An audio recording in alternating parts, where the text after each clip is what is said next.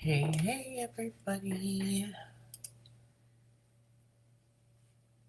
What's up, everyone? This is Dr. Mercy, your health coach and physical therapist. And today we're going to continue our conversation about habits of health. So, important things to remember about our habits of health are that sleep, nutrition, self care, and self love, movement, community, spirituality, and mental clarity are all super important to your overall health and well being. And if you're interested in learning more, you can direct message me, you can click on my links in my bio, or you can comment below. So, we are going to get started on going through the things about nutrition. So, the biggest thing about nutrition is there's a ton of information out there, right? And some of us get information overload, and that information overload can affect us in different ways. So some people just kind of throw their hands up in the air, walk away from it, and say, I can't do this right now, and I'm not going to deal with it. That is one way that you can choose to deal with it. And I can understand the frustration points, especially 2020 was hard, right? Like nobody knew what they were doing, nobody knew where they were going. Everyone was super indecisive about whether they could be out in public or couldn't be out in public. And so with that, a lot of nutrition stuff for a lot of people just gone, went out the window. There was also a lot of articles published on fitness and nutrition in regards to being at home and being less mobile. And so you may have gotten some contradictory information there. And so what I want to do is kind of clear up some things for you about overall health and nutrition. So your nutrition should be fairly simple, but not so simple that it doesn't take a little bit of work on your part. So what do I mean by that? Your nutrition should include whole foods. Well, what's a whole food? Is it something that when you look at it, could you find that same thing in nature just as it is? Not at the grocery store, in nature. So could you find a cucumber? Yes. Can you find a Triscuit? Nope. Can you find a zucchini? Yes. Can you find cheese whiz? Nope. Can you find steel cut oats or something that looks very similar to that, even rolled oats? Yes. Can you find white bread? Nope. So that's what I mean by keep it kind of simple. Keep your nutrition to things that you could pick or stab in nature. So if you're eating a lot of the processed things and you spend a lot of time in the center of the grocery store, whether that's on the pasta aisle, whether that's on the bread aisle, whether that's looking at pre-made soups and sauces, those kinds of things, if you spend a lot of time in that area, then there's a likelihood that eventually something health-wise is going to catch up with you. Whereas if you spend a lot of time in those cold sections where there's fresh fruits, vegetables, a meat counter, etc., the likelihood that you're going to have a health issue catch up to you is lower. And then the other biggest thing I hear in my health coaching business all day, every day is, but I eat healthy. And then when you ask people to track what they eat, sometimes I get the food journals back and you can see that they are shocked by the things that they have decided to put in the system that create some disruption. Because they really truly thought that they didn't eat that many things that were processed, or they didn't eat that much sugar, or they didn't eat that much fat, or they didn't eat that much, whatever it happens to be. But it's interesting because there are other people who go the other way. And the food journal that I have people do for 3 days when they decide to become a client is super simple.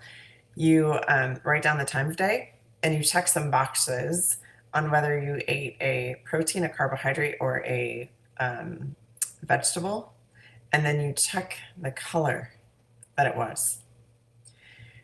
So for 3 days, that's all you do. And then we kind of come up with a game plan based on that, because that'll tell me if you prefer carbohydrates, fats, or protein in your nutrition plan already. And we can come up with a better plan based on that. To get more in depth on food journals, I have people track for 7 to 10 days.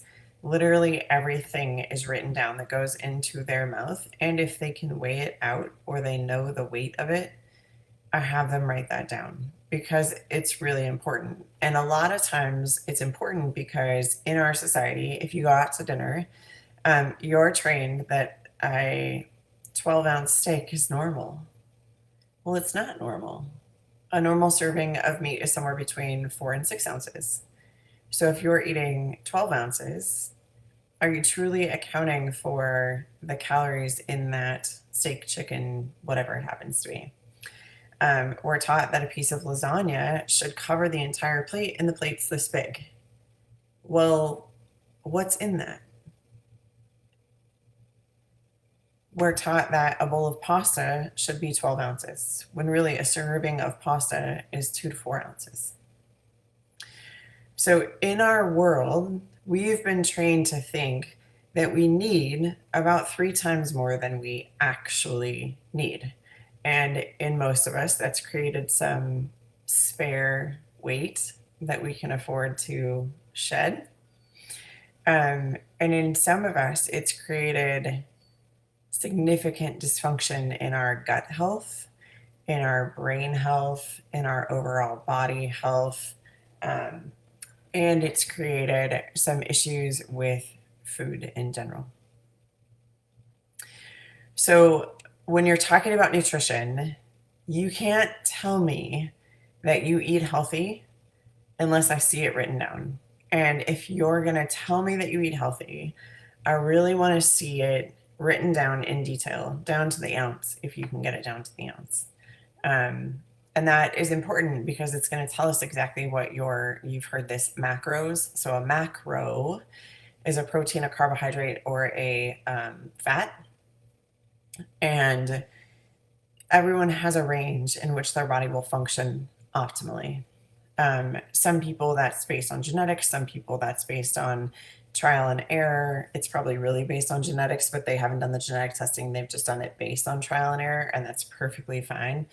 And for some people, it's based on level of activity. So for most people, your goal on a protein level, protein macro, should be about a gram of protein for every pound of desired body weight. Well, how do you know if you're getting that if you're not actually tracking how much protein you're putting in the system? For your carbohydrates, that varies depending on whether you're a athlete who's doing a ton of lifting or an athlete who's doing a lot of endurance, or if you're an athlete who is doing only sprints. So that can vary. And the same with your fats, but the fats particularly have a lot to play in genetics. So if you're someone who everyone in your family has high cholesterol, there might be an issue with cholesterol in the family. And so I want you to consider eating a slightly lower fat diet and only taking in fats that you know are good for you, like from avocado, walnuts, because walnuts feed the brain, pecans, those kinds of things, and avoid the really fatty things that come from things like whole cream, milk, dairy, those kinds of things, because we know that your body is going to process that differently, struggle a little bit more to process it out, and then you could end up creating a cholesterol issue. So that brings up the issue of some of the diets, right? So the keto diet. I've seen tons of videos all over Instagram, all over TikTok, all over Facebook about my keto meals. If you are a woman between, well, let's just face it, if you're a woman who's having a menstrual cycle, the keto diet might not be right for you. And this is why. The most common factors for someone to develop an issue with the gallbladder are that they are female, under the age of 40, and they are slightly overweight or have a high fat diet. If you're eating a high fat diet, you're more likely to develop a ketoacidosis faster, but you're also more likely to develop a gallbladder issue. You don't want that. Trust me. You need your gallbladder to function for the rest of your life. So, what if I told you you could get into ketosis a different way without eating all those fats? Wouldn't that be amazing? You could actually lower your cholesterol, improve your body's ability to lose weight, and not end up with gallbladder attacks. Wouldn't that be awesome? I think it's awesome. So you really want to be cautious about different diets and really talk to somebody. You know, if you know that someone in your family has had a gallbladder issue, particularly if it's your mom, your sister, grandmother, even your dad, don't do the keto diet without seeing a physician first and having them run some basic tests, because it's easy to figure out whether or not your gallbladder is functioning optimally and whether or not the keto diet would be good for you. So then we've got paleo, right? Well, the paleo diet is kind of the pick it or stab it diet. They just cut out a lot of the root vegetables. Is that good, bad? I don't know. But I really like carrots, so I'm not willing to give them up, and they're not technically included on the paleo diet. I did find out in the last couple of days that potatoes and I do not get along, so I will be excluding those from my nutrition plan from now on. Hey, how are you, skaters? Hi, David. So if you're looking at the paleo diet, again, you want those meats to mainly be lean meats that are not processed, not full of nitrates, etc., before you just kind of start saying, oh, I'm eating paleo, but all I'm eating is hot dogs, because that's not healthy for you. Or I'm eating paleo, but I have 60 pieces of bacon every day. Also not the healthiest for you. So again, consider the source of where you're getting the information from, and consider your history, because your nutrition is going to look different than someone else's nutrition. But there are ways to do it to make you healthier overall. And the biggest things that we can tell you are eat mostly whole foods. Try and get 15 servings of vegetables in every day. And a serving is half a cup, by the way. And if you're not sure what half a cup looks like, it's this big. This is a serving of vegetables. 15 of these will get you your daily vegetable allotment. And then 5 of these of fruit. That's your servings of fruit a day. 5. You can do that, right? This is nothing. This thing is tiny. And if you're really not sure, you can get a $10 food scale on Amazon that's digital and start weighing stuff until you know exactly what it looks like. That way there's no question if you go on vacation, like I just did, and managed to lose 2 pounds on vacation. There are ways to do it that'll make your life easier, and in the long run, make it so that you don't have a hang up. Like I went to a restaurant on Saturday night with my husband and my sister-in-law, and I have celiac, so I have to be gluten-free. And then I don't eat bread, and I'm not eating chips, and I'm not eating dairy, and I'm not eating potatoes now too. So the menu was fairly limited in what I could eat. Basically, I had a salad with pulled bison on top of it, which was delicious. I went to this restaurant called Takabe, if anybody lives in Colorado and wants to check that place out. And then had a little bit of zucchini salsa on the top of it. No salad dressing, because they couldn't guarantee that it was gluten-free, and it had an oil in it that I wasn't sure my body would tolerate. But I still went out to dinner, and I enjoyed the meal. It was delicious. I will go back. Hi, Diego. So when you're thinking about that and places that you go out to eat, I mean, I could even tell you exactly what you should order on like Chick-fil-A's menu or McDonald's menu, or going to Noodles. Chipotle and Qdoba are super easy. Things like that, that, you know, people say, well, I get stuck in places where there's only fast food. I can manage that. I can work with that. If you're interested in learning about planning a nutrition plan for yourself, comment, message me. You can also check out this video will be posted on YouTube, so you can rewatch it if you feel like you need to. And the link is in my bio.